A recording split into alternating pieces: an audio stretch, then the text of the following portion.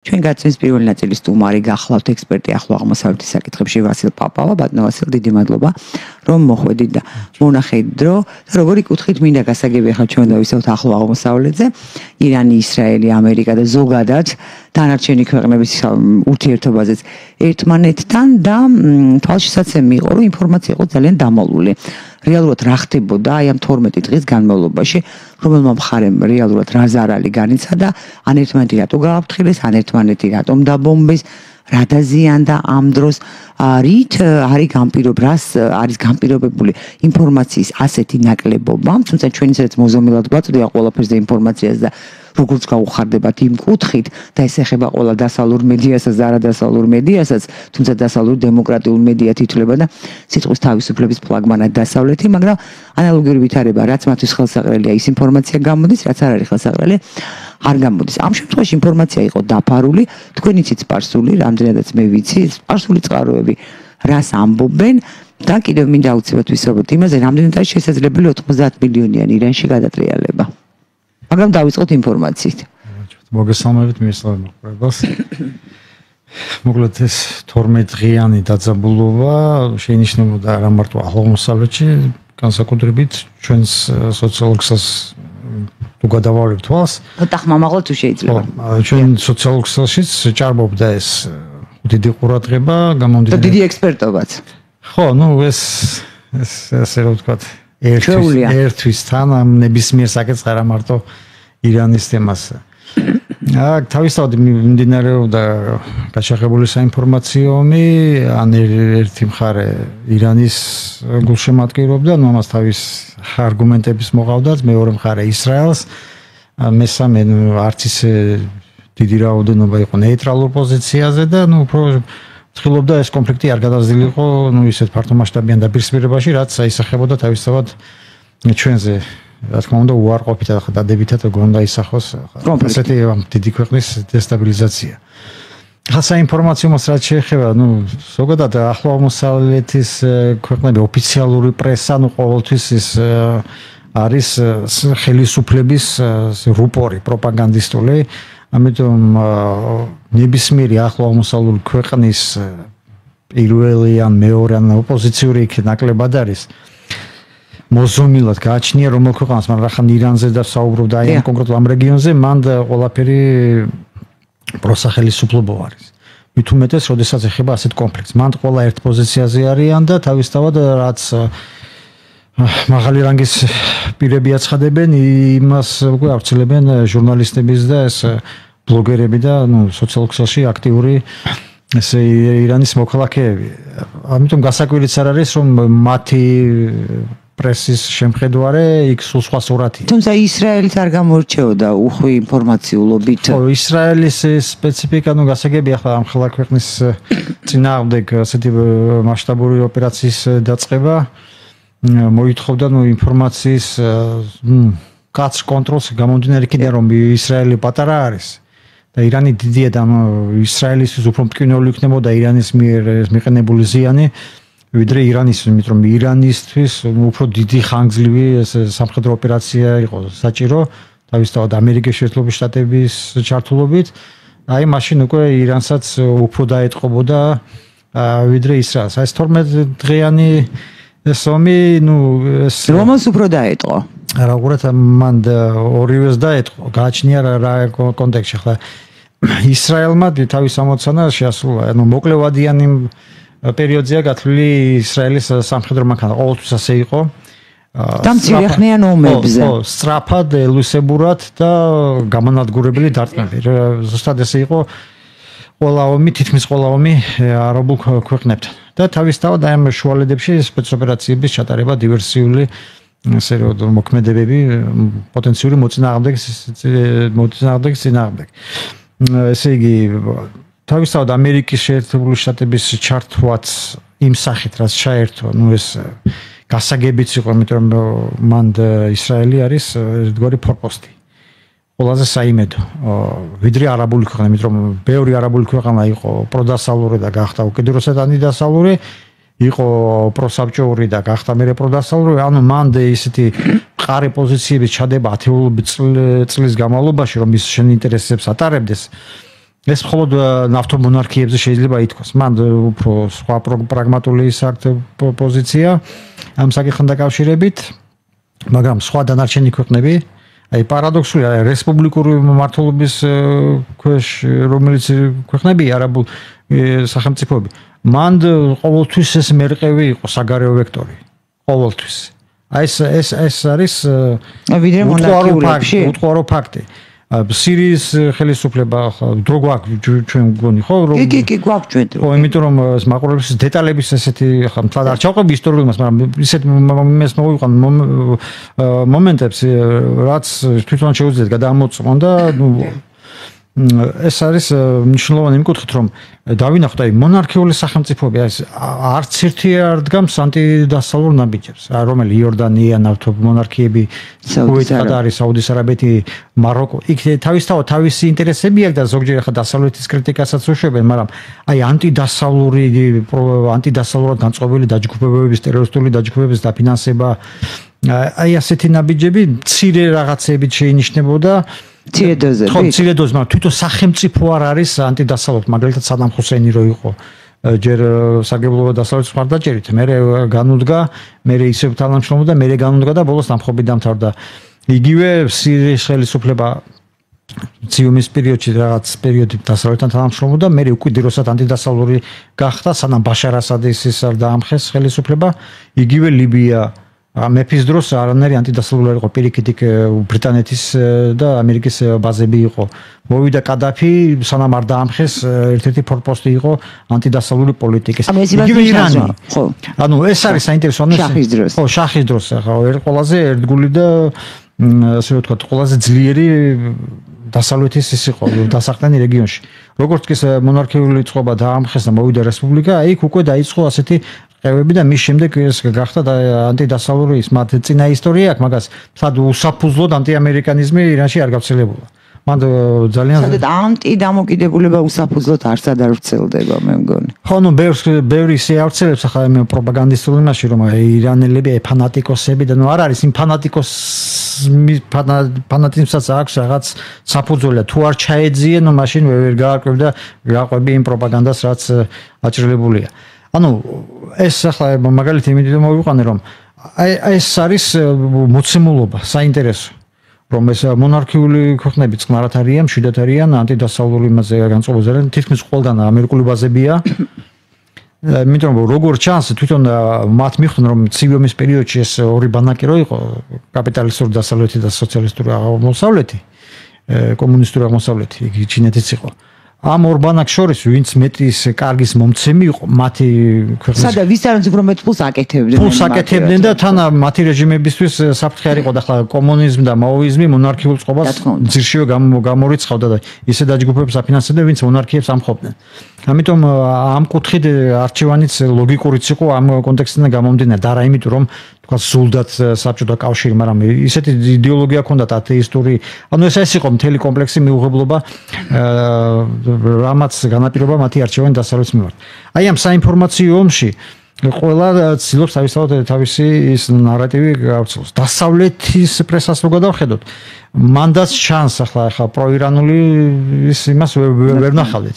ხო, ემსახურებიან კონკრეტულ საინფორმაციო ველს თავისთავად ახლა დასავლეთის ინტერესები ამ კუთხით ეწინააღმდეგება ირანის ინტერესებს, იმიტომ რომ თვითონ ირანის პოლიტიკა არის ანტიდასავლური. როგორც რეგიონულ დონეზე, ასევე და თავის რიტორიკი და ქმედებებიდან გამომდინარე.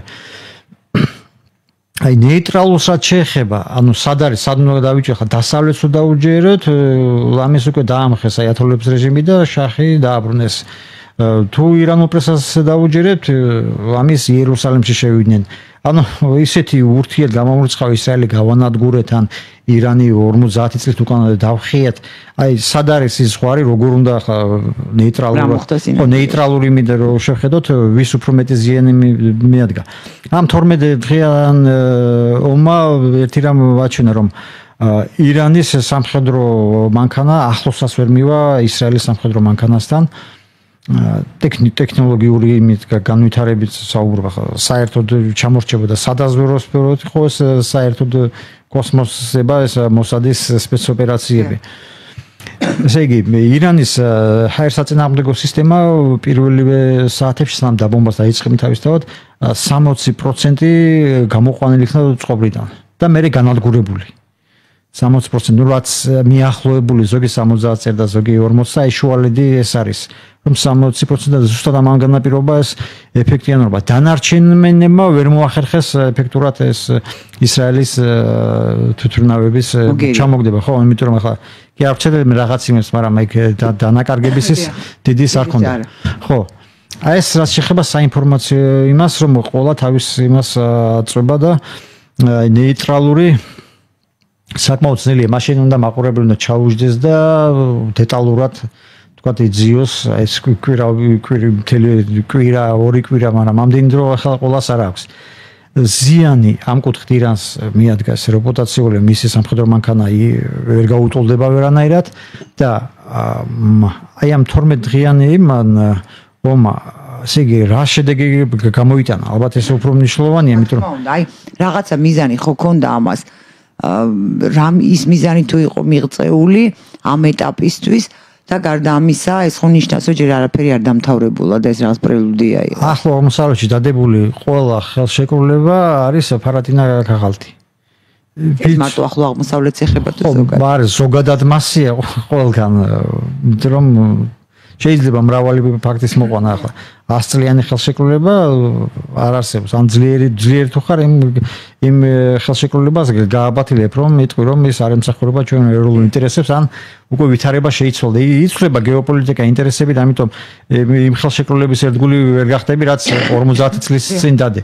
ან რაღაც ხელშეკრულება უნდა იდოს და გადაიხედოს რეგი მემართულება, ან მთლიანად უნდა გაწყვეტო და შენი ძალებით უნდა გაიყვანო ეს შენი პოლიტიკა. რა შედეგი დადგეს იგი ირანის იმაზე ვიტყვი პირველ რიგში ისრაელის მე მოვაყოლებ ანუ ისრაელმა რა მიაღწია მე. ესე იგი ირანემ მიხვდა რომ მისი სამხედრო პოტენციალი ანუ იმ პროპაგანდის ფონზე რაც იყო რომ აი ჩიტიც ვერ შემოფრინდება ასეთი ეს ჩვენთანაც იყო ასეთი რაღაცები რომ ჩიტიც ვერ გადაიფრინს. ხო და აი ესე იგი პროპაგანდა უსწრებდა რეალურ შესაძლებლობებს, ქვეყნის რეალურ შესაძლებლობებს, ეს სხვათაშორის სომხებსაც დაემართათ. აი უკიდურესად გაქანებული პროპაგანდა იყო და საკუთარი უძლეველობის, რუსული ფარის უძლეველობა და რაღაცა მეორე ასეთი მოკავშირე ვერ გამოჩნდება და მოწინააღმდეგეების არ დაფასება. ყველა რეჟიმების და სახელმწიფოების კრახი სხვადასხვა კონფლიქტებში დიდწილად განპირობებულია ამით რომ შენ ძალებს აჭარბებ შენ რეალურ შესაძლებლობებს და არაფასებ მოწინააღმდეგეს. მაგალითად წარმოდგენა გაგდა იმას ამცრო. ხო და ნუ საპონის ბუშტივიდი გასკდა ეს სომხეთში იგივე ირანის შემთხვევაშიც. ესე იგი მისი სადაზვერო ქვეყნის შიგნით ანუ კონტრდაზვერვის მუშაობა არ იყო ისეთი ეფექტური და დასკვნები ახლა ირანისთვის რომ სამხედრო პოტენციალის მოდერნიზება უნდა დაიწყოს იმ ქვეყნებთან რომელიც მის აი ამ დანაკლის და აი ამ თავდაცვის უნარიანობას ჩაანაცვლებს. აქ რუსეთი იყო მანამდე ირანის სამხედრო პოტენციალის მოდერნიზების საკითხში და არც ისე წარმატებულად. მაგრამ აჩვენა აი ამ 12 დღიან აი ამ და სხვა ქვეყნის დახმარებით აი ამ სისტემის მოდერნიზებას და უკვე შედგა ირანის თავდაცვის მინისტრის ვიზიტი ჩინეთში და რაღაც ახალი შეერაღება კი და უკვე გაჟღერდა მან თავისთავად ახლა იქ ყავის დასალევად არ ჩავიდო და ჩინეთის სამხედრო პოლიტიკურ ხელმძღვანელობას შესახვედრად.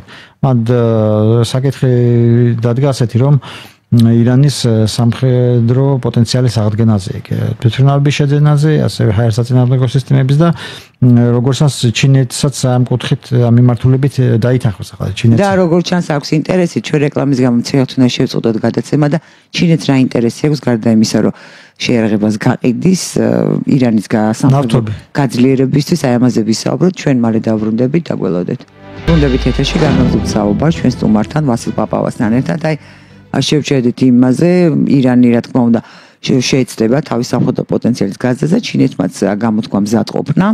ჩინეთი რატომ არის დაინტერესებული და კიდევ მეორე საკითხია ურანის გამდიდრებას არჯობდა სხვა იმ ტექნოლოგიების, სამხედრო ტექნოლოგიებისთვის მიექცია ყურადღება და ისინი განევითარებინა, რაც თანამედროვე ომში უფრო ეფექტიანია, ვიდრე ვთქვათ ბირთვული იარაღი.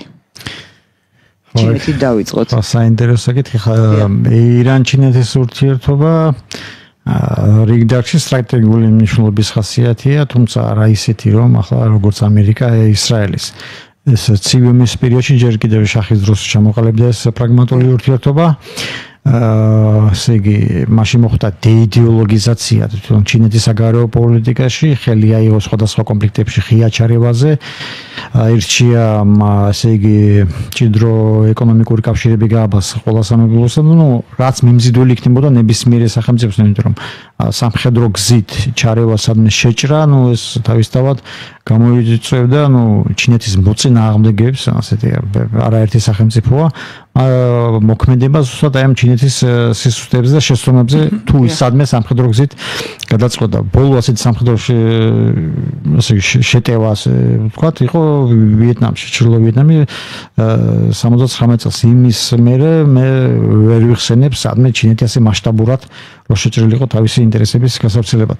ირანთან დაკავშირებით, ну, ეს თვითონ ახლა გეოგრაფიული მდებარეობიდან გამომდინარე და თვითონ ახლო აღმოსავლეთის რეგიონის მნიშვნელობიდან გამომდინარე კიდევ თავისი ენერგორესურსების მარაგები, რაც ახლა ეს ყველას ცნობილია, ჩინეთისათვის მნიშვნელოვანია თავისთავად რეგიონში იყოს წარმოუდგენელი, ну, ახლა ნავთობმონარქიები ქვეყნებში უკვე სარფიანი ხელშეკრულება აქვს დასავლეთ ქვეყნებს დადებული და ახლა ჩინეთის შეღწევა ამ ბაზარზე, ну, ისეთი რთულია, მაგრამ ყველაზე ასე რომ ვთქვათ შემჩურჟინა რო იტყვიან ახლო აღმოსავლეთის ეს არის ირანი, გამომდინარე იქიდან რომ სოფლიო მარცხი ტორტზე. კი ბატონო, იმიტომ რომ სოფლიოში პირველ ხუთეულში შედის ნავთობის და გაზის მარაგებით.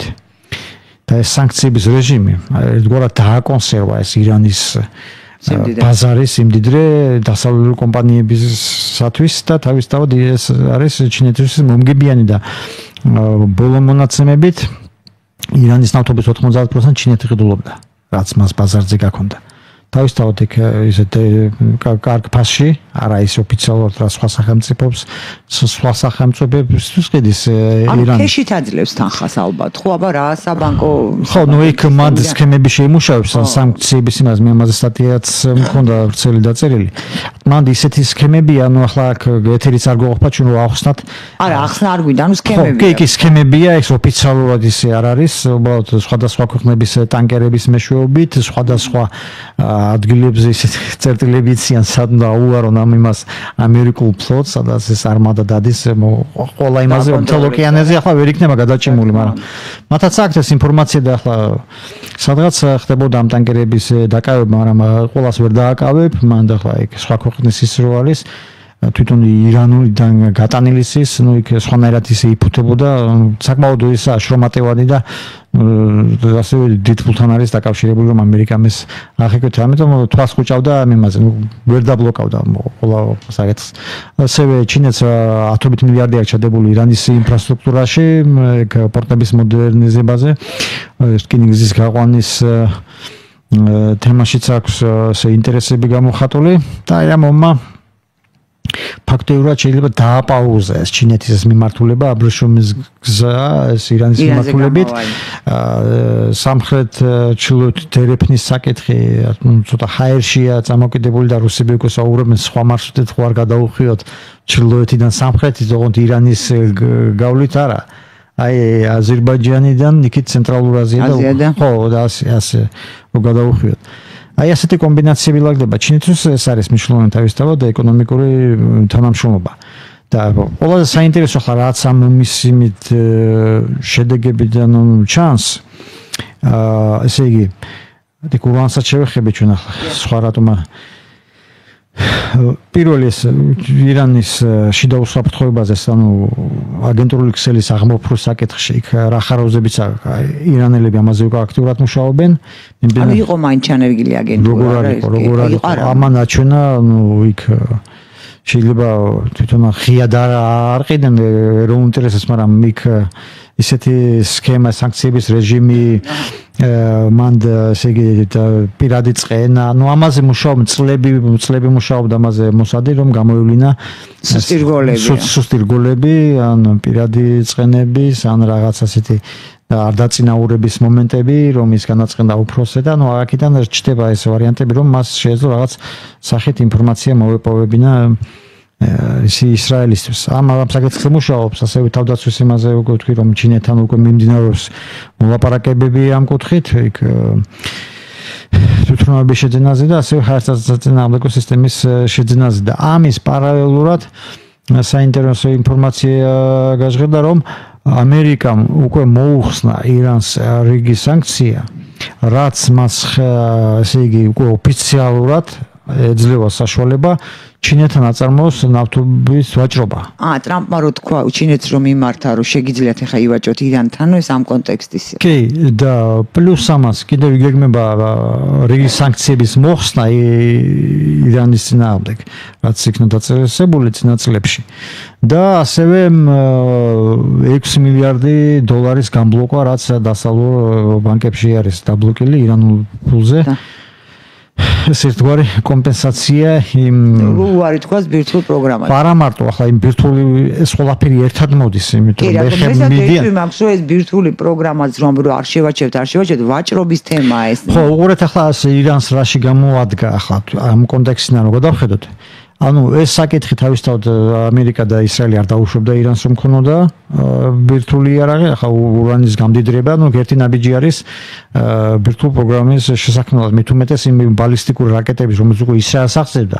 ხო, იქ შეიძლება ახლა ქობინის მიმაგრება, ანუ ეს უკვე მომაკვდინებელი იქნებოდა ისრაელისთვის. თავისთავად პირობა დაიდება ეს, რომ ესე იგი ურანის გამდიდრებაზე უარისმა და თუ დაუჯერებთ ინფორმაციას, რაც გაჟღერდა, თვალსები 30 მილიარდი დოლარის ინვესტიციის განხორციელებას გეგმავს ამერიკა ირანში სპარსული ქვეყნების დაფინანსებით. ირანის ვიღულის ხება სპარსული ქვეყნებში. ნავთობმონარქიები. ხო, სხვა მეტი ახლა დაფინანსება, ახლა სირია ხარ დაფინანსება, მაგაზე კიდე დაფინანსება. რომ იმისათვის რომ მოხდეს ირანის ბირთვული პროგრამის განვითარების გაგრძელება, ოღონდ სამშვიდობო გზით და სამხედრო კომპონენტის მთლიანად გამორიცხვა, ანუ ურანის გამდიდრებაზე უარისხვა. თავისთავად ეს მოითხოვს ახლა რამდენად მიღწევადია ეს არ ვიცი, ახლა ირანში რამდენად დაეთანხმებიან ამ მიმართულებას, მაგრამ ეს ნაბიჯები ახლა ეს ჩინეთთან ვაჭრობის თემა ნავთობით ოფიციალურად ეს თანხის გამბლოკის საკითხი შემოაგდეს, ასევე ის ფორდოს ბირთვული ობიექტი, რომელიც დაიბომბა, ამერიკანულ დაბომბა, მისი აღდგენა ოღონდ არა, ვთქვათ, ესე იგი ამ საკითხში დაეხმარებიან. ახლა როგორც ჩანს ეს ერთგვარი მოთაფლვის ისიც არის ნაბიჯი ამერიკის მხრიდან, იმიტომ რომ ახლა გავიხსენოთ ტრამპის პირველი ადმინისტრაცია ვინ გავიდა იმ ბირთვულ ხელშეკრულებიდან, რომელიც ტრამპი ამერიკა და ჩაიშალა 2015 წელს მიღწეული და ახლა მაგათეს რო დაუჯერებთ მაშინდელ დასკვნებში როგორც ეწერა, ესე იგი ირანი პირწმინდად ასრულებს ყველა დაკისრებულ მოვალეობას, რაც ხელშეკრულებაში იქნა დადებული. ამ ხელშეკრულებიდან გავიდა ტრამპი. ახლა გაჩნდა ამიტომ თავის ინტერესი აქვს, ეს უკავშირდება ირანი როგორ იქცევა. ხო და ახლა ირანის გამოადგეს სავაჭროდ. იმიტომ რომ ეს რო არ ქონოდა, ახლა ამდენად წამოვიდოდნენ ამ სანქციების მოხსნაზე, ნუ ესე საკითხავია. ანუ ამის დათმობა, ანუ ბირთვული პროგრამა რო არ ქონდა. კი, ბირთვული პროგრამა. მაშინაც ვაჭრობის საგანი იყო, იმიტომ რომ რახან გააფორმა ხელშეკრულება ვენაში, ესე იგი ამას თმობდა. მაგრამ მყარი გარანტიებით რომ შესრულდებოდა ეს ვალდებულება, რომ ირან სანქციები მოეხსნათ. მაშინ საერთოდ თუ ბირთვული ბომბი შექმნა რაში გააფორმებდა, მით უმეტეს შეიძლება ეს მოსაზრებაც იყოს ასეთი, რომ დროს წელავდა ირანი ბირთვული შექმნა. კი, მაგრამ მაგათეს დელეგაციები ჩადიოდა და მან ვერ ხედავდნენ ვერაფერს ბირთვული იარაღისკენ, რომ რაღაც შექმნის პროცესი მიმდინარეობდა. ამიტომ თუ ერთ მხარეს უნდა დაუჯეროთ მაშინ, ანუ მეორე მხარეს. თუ არავის არ უჯერეთ, ნუ მაშინ ახლა ინტუიციას დაუჯეროთ. აი ესეთი ზოგადი ვითარება არის, თვითონ აი ახლა ამ პოსტ ომის შემდგომ პერიოდში. და ეს გაფრთხილებაზე მინდოდა ხა თქვა, ხო. აი ეს მარტივად შეიძლება აიხსნას, ახლა ზოგი ამას ჩვენთან ისეთი რაჭებს, რომ ირანს შეშინდა, ხა შეშინება შიში ისეთი ხერი რამე ახლა შიში ბუნებრივი რეაქცია ადამიანს აფრთხილებს მოსალოდნელ საფრთხეზე და არა იმიტომ რომ შიში რაღაც ისეთი ის არის არჩევანი ადამიანის შიში რო არ ქონდეს ადამიანს ნუ შეიძლება ის უბედურება დაემართოს ხო მასას და სხვასაც ხო შიში არის ერთგვარი რეაგირება იმაზე რაც შეიძლება რაღაც ფატალურად დასრულდეს ან სულ დასრულდეს იგივე ირანის შემთხვევაში ახლა ხო ვერ გაუძლებდა ხა ამერიკის და ისრაელის სამხედრო მანქანას ეს ფართომასშტაბიან სარაკეტო დარტყმები რო განახორციელებენ სახმელეთო თავისად გამოირიცხება იმიტომ რომ ირანის ხელისუფლების დამხობა შეუძლებელია უბრალოდ ისე დანაკარგებთან ექნებოდა ისეთ ფინანსური მასთან ეს ამერიკის ჯარი ალბათ არც ეყოფოდა და იმიტომ რომ ვერაფერს ვერ მიიღებდა ხლა რელიგიურ სახელმწიფოში სახმელეთო იმით რომ შეხვალ ერაყი და ავღანეთი არ იყო ჯერ ავღანეთი ახლა ნაკლებად მაგრამ ჩამოშლილი დეცენტრალიზებული სახელმწიფო იყო და ახლა იქ თალიბანთან როგორ გაეწელათ ხედავდა ისევ თალიბანი მოვიდა ხლა ირანის შემთხვევაში სასურველი პირები რომ მართავენ მან შენ პირდაპირ ეჯახები შიიტურ ისლამს ისლამია ზოგადად მაგრამ ახლა ეს რელიგიური ომის რელიგიური ახლა ეს ჯიჰადის გამოცხადება ექნებოდა ახლა სასურველი პირები არ არიან ახლა აი იმაზე ვთქვა ეს საინტერესო თემაა ირანი რატომ არ არის რომ ამბობენ ერაყი და სირია და არც ავღანეთი, მაგრამ მანამდე ეს გაფრთხილებაზე მივიდი, ხო. ანუ გაფრთხილება იყო ეს ერთგვარი დემონსტრირება ის იმისა, რომ არც ერთ მხარეს არ სურს კონფლიქტის ასე ცხელფაზაში გადასვლა. მით უმეტეს როდესაც უკვე ამერიკის შეერთებული შტატებმა განახორციელა ეს სარაკეტო დარტყმები ისრაელის მხარდასაჭერად. იგივე გავიხსენოთ ყასემ გენერალ ყასემ სულეიმანი რომ მოკლეს ერაყში მაშინაც გააფრთხილა ამერიკელები ერაყში დაბომბა ბაზები მგონი იქ სხორპლიც მოყო თუ არც ასე გავცელდა მაგრამ არ იყო ისეთი მნიშვნელოვანი დარტყმა ამერიკისთვის რაც ახლა მას აიძულებდა სამხედრო გზით ისევ ეპასუხა ირანისთვის იგივე სიტუაცია არის ახლა აი ამ სიტუაციაშიც იმიტომ რომ წინასწარ გაფრთხილება ბაზები დაიცალა მე არ მესმის რა აზრი აქვს რაღაცის დაბომბვას როცა წინასწარ აფრთხილებ არავინ არ დაშავდება არავინ არ დაზიანდება ფულს ხარჯავ ჯერ ერთი იმისა რომ ირანს არ სურდა ესმის თავისი რეალური პოტენციალი რა ის შეუძლია მაგას რა დაუპირისპიროს ამერიკას და აქედან გამომდინარე მას თავისთავად არ ექნება სრული ფართომასშტაბიან ომში გადაძილიყო იმიტომ რომ ისრაელის წინააღმდეგ ახლა 12 დღე მისი თავდაცვის უნარიანობა როგორცაც თავისუფლად მოქმედებდა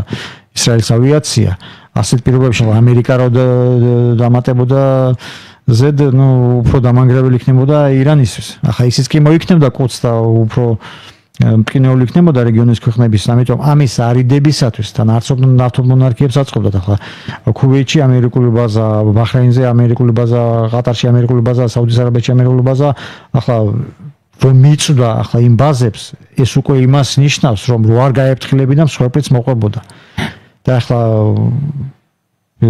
ყველას ვერ გადაიჭერ ყველა რაკეტას ვერ დაიჭერდა ახლა ირანის სამკუთხით შეიძლება ზიანის ამერიკის ბაზები ახლო აღმოსავლეთის სახელმწიფოებში საერთოდ სხვაგან არის ამერიკა სხვაგან არის ახლო აღმოსავლეთი ეს ცოტა მაინც არაბუნებრივია არა ნუ დაიკავა ადგილი ეს რო ბაზარი დაიკავა ეს ძალიან არაბუნებრივია რა გაუგებარია ამ ნაწილში რატო უნდა იყოს ამერიკა აფერი ახლა აგერ ტაქსისტების ისა ვიყოთ რომ მოიკავებენ ერთ კაი ადგილს მეტროსთან ანუ იქ ხებს არ უშვებენ ისეა ირანის ახლო აღმოსავლეთ ანუ დაიკავა ეს ბაზარი ახლა ნავთობი და ენერგო ხო ნუ სხვა მეტი რა არის ახლა რუსეთმა დაიკავა სირია მაგრამ ვერ გაუძლო იმას ისეთი კონფიგურაცია იყო ასეა სხვა შემთხვევაში ამერიკას აქვს ჩინეთი სხვა მიმართულებით მუშაობს ჩინეთი ცოტა გვიან ცოტა კი ძალიან გვიან გამოიღვიძა გაძლიერდა და უკვე დაკავებული ის დახტა და სადაც არ არის დაკავებული და შეეძლო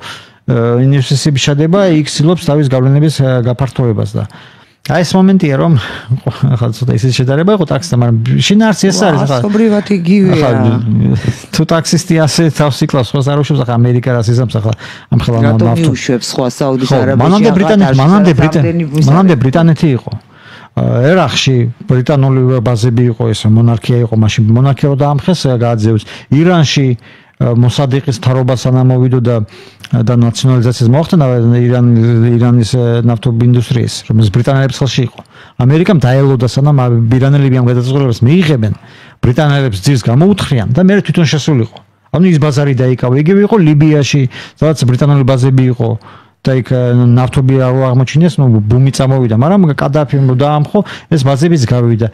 ეგვიპტეშიც მეფე ფაროკის პირველის დროს ბრიტანული ბაზები იყო. დაელოდნენ სიტუაცია შეიცვალა, მაგრამ მე გამალაბენაცი. ასე არის, რომ ვინც სადაც მოასწრებს თავის ბაზების ჩადგმას, ის უკვე შერეკილების ამბავია, ყველაფერი დასწრებაზეა, ხო, ამ ქალაქში ყვავილებით რომ მივა. ანუ ახლა ისეთი მდიდარი ქვეყნებია, მაგას ხელიდან ვინ გაუშვებს. და აი ამბობენ ეს მოსაზრება რომ ეს ირანი არ არის სირია, არ არის ერაყი, არ არის ავღანეთი. რატომ არ არის? და რას ნიშნავს ეს რო განმარტოთ? აი რომელი ქვეყნები დაასახელეთ თქვენ? სირია, ერაყი, ავღანეთი. ავღანეთი ბოლოს 300 წლის განმავლობაში ყველაზე სტაბილური იყო მეფე მუჰამედ ზაჰირ შაჰის დროს 33-დან 73 წლამდე აგერ მე-20 საუკუნეში მანამდე ქაოსი და განუკითხაობა იყო იქ ბრიტანელებთან სამი ომი ჰქონდათ კოლონიალური ის რო უნდათ მართლობის დაწესება იმის იქით მე-17-ზე დურანიის დერჟავა რო იყო ეს მაშინ ქაოსი იყო ფეოდალიზმი ფეოდალური განუკითხაობა და ზაჰირ შაჰი რო დაამხეს მის მერე აირია სიტუაცია მერე მისი ბიძაშვილი დაამხეს ვინც მეფე დაამხო კომუნისტები მოვიდნენ მერე საბჭოთა ჯარი შევიდა მერე ჯიჰადი გამოცხადა და პირველი თალიბანი მერე დასავლური კოალიცია შეჭრა მერე ისევ ჯიჰადი და მეორე თალიბანის მოსვლა აი ახლა რაღაც დასტაბილურდა მაგრამ სირია ახალი სახელმწიფო შეიქმნა აგერ 1956 წელს როდესაც საფრანგეთის მანდატი იყო მანამდე ოსმალეთის იმპერიის შემადგენლობაში იყო ეს საფიანად ეს როგორც ტორტი ნამცხვარი გაჭრეს ახლომოსავლეთი ერაყიც იგივე 1921 წელს შეიქმნა ხელოვნური ახლა რუკას რო დავხედოთ სახაზავებითა გავლილი საზღვრები ხო როგორ ეტყობა ანუ ესე იგი ფსიქოლოგიური ესე იგი მენტალური ესე იგი იმ ხალხების კავშირი სახელმწიფოსთან აი რაღაც ისტორიული არ ქონდათ ესე განცდა და ირანელებს ეს აქვს სულ იმპერია იყო სხვადასხვა დინასტიის ის სხვა მენტალობ თან არის მათი გამაერთიანებელი ეს ისლამი შიიზმი უფრო ასე რომ ვთქვათ ასე რომ როგორ ვთქვათ ცენტრალიზებული ასე გამაერთიანებული რელიგია რამაც აი შაჰის რეჟიმაც ვერ გაუძლო ზუსტად აი ამ რელიგიური ანუ ირანის საშიში არის იმიტომ რომ ირანს აქვს სახელმწიფოებრიობის გამოცდილება არა მარტო იმიტომ მაგრამ ორადიერება აქვს სახელმწიფოებრივი კი ბატონო კი შეიძლება რეჟიმი არ მოგწონს ან მოგწონს ახლა თეოკრატიული მასში ცხოვრება ვისაც უნდა წავიდნენ და იცხოვრო მაგე არა პრობლემა მათ გააკეთეს ეს არჩევანი არ უნდათ ის პროდასავლური შაჰის რეჟიმი დაამხეს და შექმნეს ეს სისტემა, რასაც ხარი დაუჭირეს და სასურველი პირები მართავენ. ირანი ახლო აღმოსავლეთში აი თქვენ ბაზები ახსენეთ, ეს რაღაც სუვერენიტეტსაც ლახავს ამ კუთხით, რომ შენ არ გაქვს ერთი ადგილი, რომ ეს დაიცვა. შნო, კი ბატონო. ხო, კი ბატონო. ირანში არც ერთი ქვეყნების სამხედრო ბაზა არ არის. არც ბრიუსელიდან იმართება, არც ლონდონიდან, არც ბერლინიდან, არც მოსკოვიდან, არც ვაშინგტონიდან, არც ჩინეთიდან. დამოუკიდებელი ცალკე გეოპოლიტიკური ერთეული ახლო აღმოსავლეთში. დამოუკიდებელია. უკაცრესი სანქციები ადევს, მოსახლეობა ახლა წესით როგორც დუბაის დონეზე უნდა იყვნენ. ხო, ამ სიმდიდრის გათვალისწინებით. და ის დინამიკა რო გაგრძელებული იყო, ჩახეს დროს იყო, დღეს ახლა ახლო აღმოსავლეთის იაპონია იქნებოდა. მაგრამ ამერიკული ბაზებით. ამერიკული ბაზები ირანში არ იყო. არა. სამხედრო მრჩევლები იყო. მერე ალბათ ბაზები იქნებოდა. არ ვიცი, იქნებოდა თუ არა, მაგრამ შაჰმა არ დაუშვა ირანში ამერიკული ბაზები. იყვნენ საერთო ცნები იყო, თქვა ამერიკული სპეცრაზმის ან საჯარისო ნაწილების, მაგრამ შაჰმა უარი თქვა უცხოური ქვეყნების ბაზების განთავსება. ამიტომ ხარ ჩამოაგდეს. ერთ-ერთი მიზეზი. შაჰი, ბევრი მიზეზის გამო ჩამოაგდეს. ხო, მან შაჰმა ჩაუყარა საფუძველი ასე ირანულ სპარსულ ნაციონალიზმს. ჩაუყარა როგორ? გავიდა კონტროლიდან, ის გავიდა იმ ხაზიდან, რისთვისაც ეს შაჰი დასვეს. საფუძველი კი არ ჩაუყარა, ახალ სიმაღლეზე აიყვანა. ახალ სიმაღლეს თქვენ თუ გადახედავთ ვიდეო YouTube-ზე დევს 50-იან წლებში ირანი რა იყო და 60-იანებში 20 წელიწადში ახლა რა ეს ორი თაობა ხო ესე იგი მამა და შვილი მოესწრო უკვე დიამეტრალურად განსხვავებული იყო დიდ ქალაქებს ეს განსაკუთრებულად ეთყობოდა ყველაზე ძლიერი სახელმწიფო იყო მუსლიმურ სახელმწიფოში აი მაგალითად 77 წელს ირანის სამხედრო ბიუჯეტი იყო 10 მილიარდი დოლარი 10 მილიარდი 77 წელს ეს მაშინდელი კურსით და გასეთ მეტი იქნება ახლა დღესაა 10 მილიარდი დღესაა და მაშინ ქონდა 77 წელს ქონდა აი ეხლა ის თანხა მეტი იქნება მე ხო და დღესაა 10 მილიარდი და მაშინ ქონდა 10 მილიარდი 77 წელს და იმავე პერიოდში პაკისტანი რომლის მოსახლეობა თუ არსები ორჯერ თუ სამჯერ აღემატებოდა ირანს პაკისტანის მაშინ იყო 700-800 მილიონი როგორი სხვაობა 10 თავით ქონდა ძირითადი მიზეზი შახის დამხობის იყო ჯერ ერთი ნავთობის საკითხი. როდესაც არაბულ ქვეყნები დამარცხდნენ ისრაელთან 73 წელს იომ ქიპურის ომის დროს, არაბულმა ქვეყნებმა ნავთობის ბოიკოტი გამოუცხადეს დასავლეთს. არ ყიდნენ, კრიზისი იყო ეს. ხო, ირანმა გააგრძელა. ამიტომ რომ მე ხო, ამიტომ რომ როგორ აი ცინიკურით ის არის, მოკლედ მე ესე იგი იმას ესე იგი ნავთობს ანუ ეკონომიკურ საკითხს მე პოლიტიკაში ავრევა არადა პირდაპირ კავშირში მაგრამ მისი ეს განცხადება შემორჩა მაგრამ ფასები გაუთხრმაგდა ნინო სუსტად შახი აქტიურობდა ამათ არც საუდის არაბეთი არც სხვა ეს ოპეკის შემავალი ეს ნავთობ კორპორაციაში არაბული ქვეყნების არც ერთი არ აქტიურობდა ისე როგორც შახი 73 წელს ირანმა მიიღო 10 თუ 11 მილიარდ დოლარი შემოსავალი ნავთობით და 74-ში 40 მილიარდი მიიღო. როგორ გასაგებია რომ შახი ეხა იმიტომ აწყალთ შახის ანუ შთამომავალი ბრიტანეთში რომ ის უფრო დამჯერე იყოს ალბათ და ხო ერთგვარი ალტერნატივა თუმცა შეუძლებელია იმიტომ რომ დღევანდელი ირანის სპეციფიკა სხვა არის სასულიერო პირები მართავენ. დიახ ეს ჩვენ და სამწუხაროდ ჩვენი გადაცემის პირველი ნაწილი ამოიწურა, მაგრამ ძალიან საინტერესო საინფორმაციო და საინფორმაციო ანალიტიკა შემოგთავაზეთ. მე იმედი მაქვს, რომ ომი აღარ განახლდება და უფრო მშვიდობიან საკითხებზე ვისაუბრებთ. ძალიან დიდი მადლობა. ჩვენ რეკლამის გამო მცირე ხნით უნდა დავემშვიდობოთ ერთმანეთს და დავბრუნდებით მეორე სტუმართან ერთად დაგველოდეთ.